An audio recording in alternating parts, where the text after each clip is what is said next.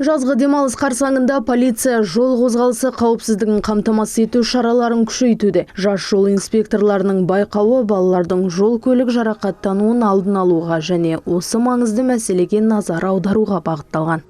Біз жол ережелері туралы тест жаздық және де қазір бірінші көмек көрсету туралы тест өтеміз.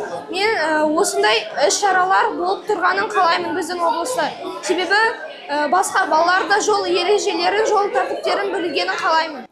Мұндай шаралар балалардың жолда жауапкершілікпен әрекет етуін қалыптастыруға, көшбасшылық қасиеттерін дамытуға және ведомстволар арасындағы ынтымақтастықты нығайтуға ықпал етеді. Қалалық байқаудың жеңімпазы нөмірі 8-ші эстетикалық тәрбие беру мектебінің жас жол инспекторлары отряды. Қалалық байқаудың жеңімпазы нөмірі 8-ші эстетикалық тәрбие беру мектебінің жас жол инспекторлары отряды. Еске сала кетейік, жыл басынан бері Солтүстік Қазақстан облысында балалардың қатысуымен 28 жол көлік оқиғасы тіркеліп, 32 бала әртүрлі дәрежедегі жарақаттар алған.